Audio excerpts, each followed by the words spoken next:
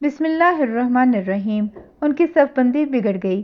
وہ عورتیں جو اپنے سپاہیوں کو جنگ میں جمے رہنے کے لیے آئی تھیں، سب سے زیادہ پرکٹے پرندوں کی طرح دوڑ رہی تھیں۔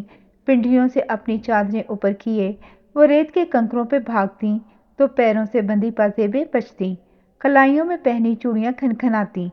مردوں کی نسبت وہ دوڑتی ہوئی گرتی بھی بار بار تھیں۔ انہیں گرتے اٹھتے دیکھ کے میدان جنگ تلواروں کی چھنا چھن کے ساتھ چوڑیوں کی چھن چھن اور پازیبوں کی چھن چھنا چھن سے گونج اٹھا۔ جبل رماد پہ کھڑے تیر انداز بھی خالد بن ولید کے دور طاق میں کھڑے گھوڑوں کے دستے کو دیکھنے کی بجائے ادھر متوجہ ہو گئے۔ مسلمان گرتے بھاگتے لوگوں کا سامان اکٹھا کرنے لگے۔ اونٹ رسیاں پکڑ کے اکٹھے کیے جانے لگے۔ شدید بھگدڑ سے دھول ہی دھول ہو گئی۔ راستہ بھی تنگ تھا۔ قریشی اپنے پڑاؤ کی طرف بھاگ رہے تھے جہاں ان کے اونٹ تھے، مسلمان ان کے پیچھے۔ تیر اندازوں کی وہ ٹولی جو جبل رماد پہ کھڑی تھی، اس کے لوگ آپس میں باتیں کرنے لگے۔ جنگ ختم ہو گئی، آؤ ہم بھی مال غنیمت اٹھائیں۔ ان کے کماندار عبداللہ بن جبیر رضی اللہ تعالیٰ عنہ نے بہت منع کیا، یاد دلایا کہ آقا صلی اللہ علیہ وسلم نے کیا کہا تھا، ہمیں یہیں رہنے کا حکم ہے، مگر ان کے سامنے الگ منظر تھا۔ وہ نہ رکے، اتر گئے۔ پہلے ایک ایک کر کے اترے، پھر دیکھا دیکھی سبھی اپنی جگہ چھوڑ گئے۔ عبداللہ بن جبیر رضی اللہ تعالیٰ عنہ کے ساتھ چند وفادار وہیں جمے رہے۔ خالد بن ولید ذہین کماندار تھا، دور سے تماشا دیکھتا رہا۔ جب دیکھا وہ ٹیکری خالی ہو گئی ہے تو اپنے گھوڑوں کو 6 کلومیٹر لمبے کوہ احد کے پیچھے سے گھما کے پہاڑ کی دائیں سمت سے حملہ آور ہوا۔ یوں سمجھیں جب اس کے گھوڑے سرپٹ دوڑتے آئے تو مسلمانوں کی اس کی طرف پیٹھ تھی۔ انہیں اس وقت احساس ہوا جب خالد بن ولید کا دستہ تلواریں سونتے ان کے عقب سے حملہ آور ہو گیا۔ پھر کیا تھا؟ یک لخت جنگ کا نقشہ ہی بدل گیا۔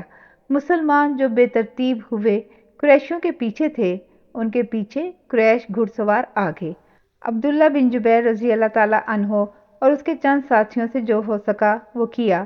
انہوں نے تیر چلائے، بہت سے گھوڑے گھائل کیے، مگر تیر تھوڑے تھے، گھوڑے زیادہ، آخر خود بھی شہید ہو گئے۔ وہ قریشی جو بھگدڑ میں آگے بھاگے جا رہے تھے، پیچھے کا منظرنامہ بدلا ہوا دیکھ کے کھڑے رہ گئے۔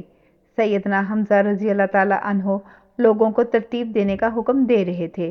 صبا بن عبد العزیٰ غبشانی سامنے آیا تو اسے للکارا، تلوار مار کے اس کو گرایا۔ جس وقت صبا سیدنا حمزہ رضی اللہ تعالیٰ عنہ کی تلوار کے وار سے گر رہا تھا، دو زہریلی آنکھیں ایک سیاہ چہرے پہ سیدنا حمزہ کی طاق میں ہجوم میں سکڑتی ہوئی بڑھ رہی تھیں۔ یہ آنکھیں ایک حبشی کی تھیں۔ حبشی کا نام تھا وحشی۔ وہ جبیر بن مطعم کا غلام تھا۔ جبیر بن مطعم کا چچا طعیم بن عدی جنگ بدر میں سیدنا حمزہ رضی اللہ تعالیٰ عنہ کے ہاتھوں مرا تھا۔ جبیر بن مطعم کو علم تھا کہ وحشی اپنا حربہ، جو نیزے سے ذرا چھوٹا ہوتا ہے، اتنی مہارت سے پھینکتا ہے کہ کلائی کی چوڑی کے اندر سے گزار دیتا ہے۔ مدینہ آتے ہوئے راہ میں وحشی اپنے نشانے کی دھات لیتا آیا۔ اس کے نشانے کی مہارت دیکھ کے اس کے آقا جبیر بن مطعم نے اس سے وعدہ کیا تھا کہ بس تم حمزہ کو مار دینا، تمہارا انعام ہے آزادی۔ ہندہ، ابو سفیان کی بیوی کو جبیر بن مطعم سے کہیں زیادہ سیدنا حمزہ سے بیر تھا۔ اس کا باپ، چچا، بیٹا، بھائی سب جنگ بدر میں مارے گئے تھے۔ وہ سیدنا حمزہ رضی اللہ تعالیٰ عنہ کو ان سب کی موت کا ذمہ دار سمجھتی تھی۔ اس نے وحشی سے کہا، وہ تمہیں آزادی دے گا، میں انعام سے مالا مال کر دوں گی، بس مجھے حمزہ مار کے دے دو۔ وحشی کو اپنی آزادی حاصل کرنا تھی۔ وہ پتھروں اور چٹانوں کی اوٹ میں چلتا، ہاتھ میں اپنا حربہ لیے سیدنا حمزہ رضی اللہ تعالیٰ عنہ کو تلاش کر رہا تھا۔ ادھر سیدنا حمزہ رضی اللہ تعالیٰ عنہ نے صبا بن عبد العزیٰ کو کاٹ کے گرایا تو وحشی نے دیکھ لیا۔ وہ اپنے بازو میں اپنا حربہ پکڑے اسے پیچھے کیے چھپتا چھپاتا قریب آیا، اور جب سیدنا حمزہ رضی اللہ تعالیٰ عنہ لاش کو گرا کے سیدھے کھڑے ہوئے تو وحشی نے اپنا حربہ چھوڑ دیا۔ حربہ سیدھا سیدنا حمزہ رضی اللہ تعالیٰ عنہ کے پیٹ میں لگا۔ سیدنا حمزہ پیٹ میں لگے نیزے سے لڑکھڑا گئے، ہاتھ بڑھایا وحشی کو پکڑنے کو، مگر گر گئے، شہید ہو گئے۔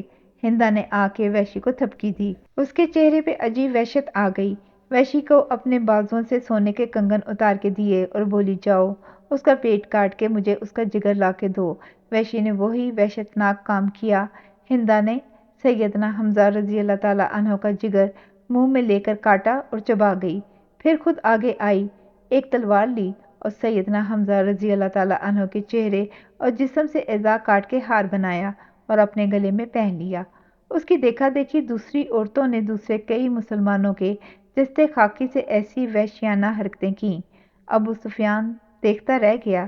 انہی عورتوں میں ایک عورت امرہ بنت علقمہ نے قریش کا زمین پہ گرا پڑا دھول دھول ہوا جھنڈا اٹھا کے بلند کر دیا۔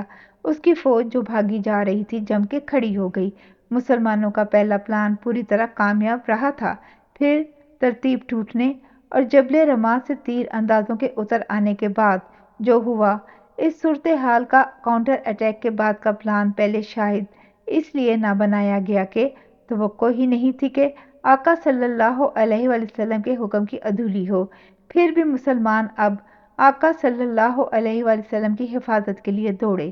پہلے سے 9 جام بازوں کی ایک جماعت آقا صلی اللہ علیہ وآلہ وسلم کی نگہبانی پہ متعین تھی۔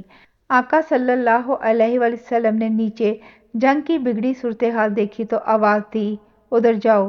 ایک قریشی نے آواز پہچان لی، وہ عبداللہ بن کمیہ تھا، قریش کا پہلوان تھا۔ وہ لپک کے اوپر آیا، ساتھ اپنے ساتھیوں کو بلا کر آقا صلی اللہ علیہ وآلہ وسلم کو نرغے میں لے لیا۔ جاری ہے، جزاک اللہ خیر۔